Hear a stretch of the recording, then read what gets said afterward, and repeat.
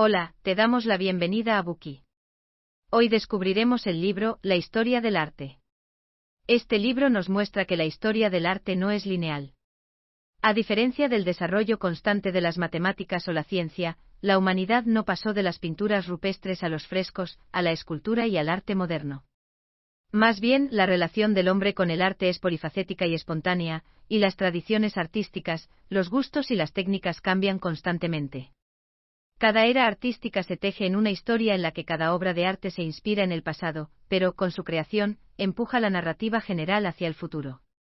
Al igual que Breve Historia del Mundo, otro de los libros de Gombrich que hemos presentado anteriormente, La historia del arte, también adopta una perspectiva de grandeza. Desde los tótems de Norteamérica hasta los rituales de momificación de Egipto, desde el ascenso de la Grecia clásica hasta la oscuridad de la Edad Media, desde las esculturas realistas del Renacimiento hasta las metáforas a veces incomprensibles del arte moderno, este libro abarca miles de años de historia del arte. Neil MacGregor, director de la National Gallery de Londres, dijo: «Tenía 15 años cuando leí La historia del arte, y como millones de personas desde entonces, sentí que me habían dado un mapa de un gran país, y con ello la confianza para explorar más allá sin temor a sentirme abrumado». Pierre Rosenberg, director del Museo del Louvre en Francia, declaró: «Casi tan conocido como la Mona Lisa, la historia del arte de Sir Ernst Gombrich aúna aprendizaje y placer». Al reseñar el libro, J. Carter Brown, antiguo director emergente de la National Gallery of Art de Estados Unidos, comentó: «Es difícil exagerar mi entusiasmo por este libro. Es una de las obras fundamentales en la gran causa de unir a la gente con el arte». En este libro, Gombrich no confunde a los lectores con particularidades de la teoría y la historia del arte. Por el contrario, selecciona cuidadosamente las obras más representativas de cada periodo, y las interpreta en detalle para el lector. Estas explicaciones no son simples resúmenes, cada obra de arte recibe 1 o 2 páginas de análisis detallado. Aunque a primera vista no se entienda el significado o la importancia de la obra de arte, una vez que se termina de leer la interpretación de Gombrich, el lector se siente casi como si fuera el propio artista, totalmente inmerso en su significado y contexto. El lenguaje de Gombrich es ciertamente agradable de leer, pero presenta desafíos para la interpretación auditiva. Es difícil transmitir la sutileza y los delicados detalles de una obra de arte solo con palabras. Para los oyentes puede ser difícil apreciar realmente la majestuosidad de la obra únicamente con la imaginación. Por eso, en lugar de centrarnos en las descripciones de cada obra en concreto, vamos a ilustrar el marco del arte que proporciona Gombrich, específicamente la función y el contexto del arte en diferentes épocas y los retos a los que se enfrentan los artistas. Después de escuchar este Bookey, las personas interesadas pueden buscar el texto original para comprender mejor el encanto de la interpretación de Gombrich y ampliar su visión artística. Para analizarlo, dividiremos este libro en 3 partes.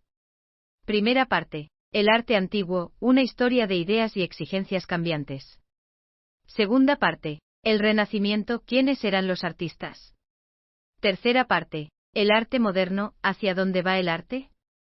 Primera parte: el arte antiguo, una historia de ideas y exigencias cambiantes.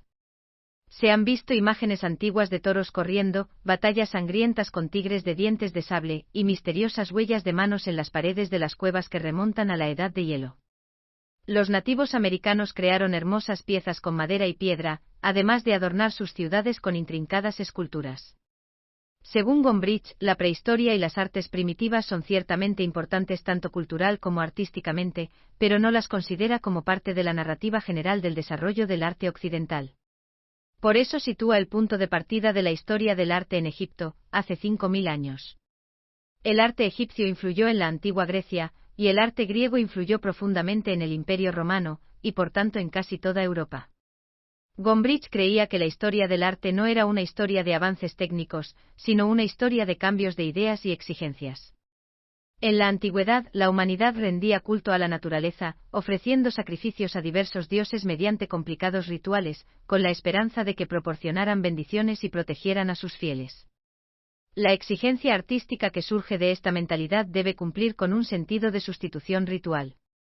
Por tanto, las principales obras de arte producidas durante esta época eran artículos rituales como tótems espirituales y máscaras. Cabe destacar que obras de arte está entre comillas, porque las personas de esa época no consideraban que lo que hacían fuera arte, sino una necesidad práctica, como la caza o la recolección. Por ejemplo, el propósito de un ritual de lluvia era rezar para que el dios de la lluvia creara lluvia. Si no llueve hay sed, pérdida de cosechas y destrucción de la sociedad. Es así como la creación de herramientas espirituales para comulgar con los dioses era una necesidad existencial. En Egipto hace 5000 años, esta mentalidad cambió cuando los artistas comenzaron a retratar temas de la vida real. Los antiguos egipcios creían que el cuerpo debía mantenerse intacto para que una persona pudiera vivir eternamente en el más allá. Así, la momificación se hizo popular. Las momias son muy conocidas, pero lo que muchos no saben es que, para asegurar doblemente la inmortalidad, la imagen de la persona también se tallaba en granito. Podemos ver que en la tumba del faraón, además de la momia, también hay estatuas, bustos, así como relieves y pinturas en las paredes. Lo que hoy podría ser solo arte para nosotros tenía una funcionalidad real en su época. Pero para que estas representaciones espirituales cumplieran su finalidad ritual, debían seguir unas normas estrictas. Veamos un ejemplo.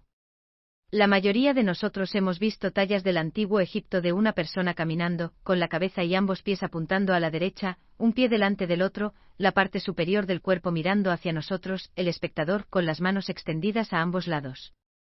Los ojos de estas figuras no son triangulares, como si se vieran de lado, sino que tienen forma de pez, como si se vieran de frente. Lo más extraño de estas ilustraciones es que aunque ambos pies apuntan a la derecha, cuando se ven de cerca, los dedos gordos de ambos pies se dibujan mirando al espectador. En otras palabras, el dedo gordo del pie derecho está dibujado donde debería estar el dedo pequeño. Todo esto hace que el arte parezca un poco extraño, pero no se hizo porque los artistas no tuvieran sentido del espacio o no entendieran de perspectiva básica. Estas obras respondían a la mentalidad de la época de que las formas debían ser completas, como iban a saber los dioses, que los pintores estaban tratando de representar a una persona si el grabado no incluía todos los aspectos principales de esa persona. No ignoraban la perspectiva, sino que decidían no utilizarla para mostrar todos los grandes detalles de una persona tridimensional en una pared bidimensional. Por ejemplo, si el cuadro se ajustara a la perspectiva, parte del brazo izquierdo quedaría oculto por el cuerpo, el dedo gordo del pie derecho también quedaría oculto por el pie, y solo se vería parte del ojo. Esto sería visualmente correcto, pero la figura estaría incompleta, y no sería espiritualmente completa. El arte narrativo también se puede encontrar en los murales egipcios.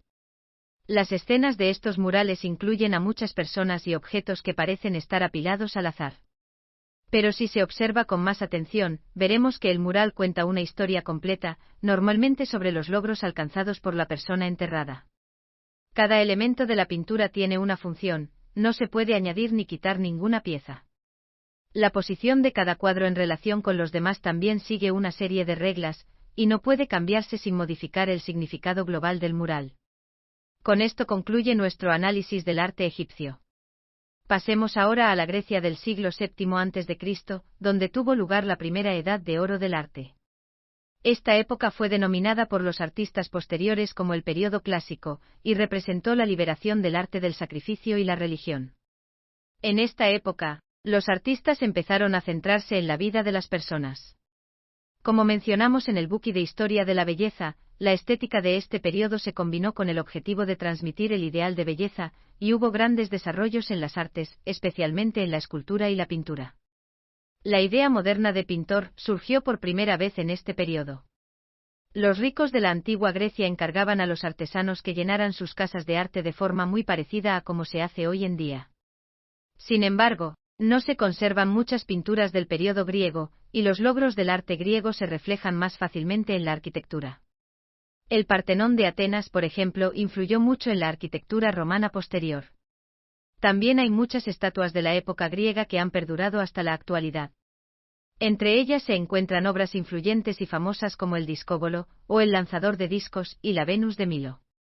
El principal cambio en la técnica durante este periodo fue la aparición del escorzo. ¿Qué es el escorzo? Se puede considerar una manifestación temprana de la perspectiva. Tomemos como ejemplo los pies. Los pies de este personaje pintado ya no están orientados en la misma dirección que en el arte egipcio del que habíamos hablado. Cuando el personaje está de frente, sus pies también apuntan hacia el público con 5 dedos visibles en cada pie. Además de la orientación, los artistas tenían que representar con precisión la escala. El propio pie tiene perspectiva, las partes que están más cerca del público deben hacerse más grandes, mientras que las partes que están más lejos deben ser más pequeñas. Los antiguos griegos utilizaban este conocimiento para representar sus temas de forma coherente con la realidad. Esto demuestra que los artistas de la época investigaban la naturaleza y prestaban mucha atención a sus formas. Además de aplicar el escorzo, los artistas también empezaron a prestar atención a la anatomía general, así como al comportamiento de las distintas partes del cuerpo en relación con las demás. Con estos conocimientos empezaron a intentar mostrar el movimiento, un concepto increíblemente avanzado para un mundo acostumbrado a las figuras estáticas de Egipto. Para ser aún más realistas en sus representaciones de seres humanos, algunos artistas hacían que los modelos posaran para ellos. El final del período helenístico estuvo marcado por el ascenso del Imperio Romano, quienes, aunque tomaron muchas cosas de la tradición griega, empezaron a introducir sus propios cambios. Un ejemplo perfecto es la representación de personajes famosos. En la antigua Grecia, las esculturas mostraban una forma idealizada del cuerpo humano, que reflejaba la temática mayormente religiosa. Los romanos, en cambio, se centraron en el realismo. Se han encontrado bustos de muchos emperadores, y cada uno de ellos muestra a los hombres tal y como eran, con cada imperfección física y expresión facial plasmada en piedra. Sin embargo, los logros más sorprendentes de este nuevo periodo no fueron en el arte puro, sino en la ingeniería civil. Los arquitectos romanos dominaron y utilizaron ampliamente los arcos estructurales, que hicieron posible la construcción de grandes edificios. El Coliseo fue una obra maestra de la arquitectura de la época, y sigue captando la atención de millones de turistas cada año. Los famosos artistas de la época, en muchos casos con la doble misión de diseñar y decorar la arquitectura, viajaban de una obra a otra. En la Edad Media, el largo periodo entre la Antigüedad clásica y el Renacimiento, la religión dominaba Europa. En consecuencia, el trabajo de los artistas giraba en torno a las catedrales y a la difusión de las historias religiosas. Las catedrales eran por lo general los edificios más grandiosos de la ciudad, lo que hacía que las personas se sintieran pequeñas al entrar en ellas. Además, los grandes ventanales del interior de las iglesias proporcionaban un ambiente religioso solemne. Los artistas de la Edad Media eran más bien artesanos, que no necesitaban crear imágenes reales de la naturaleza o cosas bellas, sino expresar fielmente el contenido y la esencia de las historias religiosas a sus seguidores. También tenían que organizar los símbolos religiosos de forma adecuada, como decidir las posiciones de Cristo y los santos, por ejemplo, o hacer que la Virgen y el niño interactuaran de forma correcta. El concepto artístico de esta época puede resumirse en las palabras del Papa Gregorio Magno: la pintura puede hacer por los analfabetos lo que la escritura hace por los que saben leer. Dada la tasa de analfabetismo de la época, es de imaginar que la pintura se utilizaba no solo para erradicar el analfabetismo religioso, sino también para recordar a los creyentes las enseñanzas que habían recibido. Los mejores artistas trabajaron principalmente en el diseño y la construcción de catedrales durante este periodo. Las catedrales construidas en esa época presentaban una gran diferencia de estilo en comparación con las de Roma, donde el arco de medio punto era un elemento común. Pero en la segunda mitad del siglo XII, el norte de Francia fue testigo del auge de las catedrales góticas con su simbólico arco apuntado. La famosa Notre Dame de París es el ejemplo arquetípico del arte y la arquitectura gótica. Sus majestuosos arbotantes que sostienen la estructura desde el exterior, junto con las enormes bóvedas del techo, permiten que los techos sean altos, creando una magnífica inmensidad en el interior. Las paredes están adornadas con intrincadas vidrieras, que brillan como piedras preciosas. Cuando alguien religioso entre en ella, sentirá que el cielo en el que cree ha descendido a la tierra, y que se ha acercado a comprender los misterios de un reino más allá del alcance de la materia.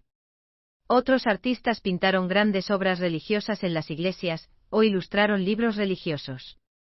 Por su parte, las necesidades del pueblo se fueron olvidando poco a poco, hasta que surgió el Renacimiento muchos años después. Así concluye la primera parte. Arte antiguo, una historia de ideas y necesidades cambiantes. Antes del arte egipcio de hace 5000 años, había formas de arte práctico en todo el mundo. El arte egipcio adoptó un enfoque más pragmático del arte, y comenzó a representar temas de la vida real utilizando tanto la escultura como la pintura. Por su parte, los artistas de la época griega se centraron en el ser humano y la naturaleza, mientras que los romanos ampliaron el arte y la tecnología griegos para crear formas verdaderamente reales y edificios monumentales. Con su declive comenzó un milenio relativamente tranquilo, dominado por la Iglesia. Sin embargo, aún quedaban algunas chispas brillantes de inspiración artística que se basaron en otras para crear importantes y bellos iconos culturales como Notre Dame. Cuando el siglo XIV llegó a su fin, el mundo estaba preparado para entrar en una nueva y brillante era de invención y arte. Gracias por escuchar. Compruebe el enlace de abajo para desbloquear el contenido completo.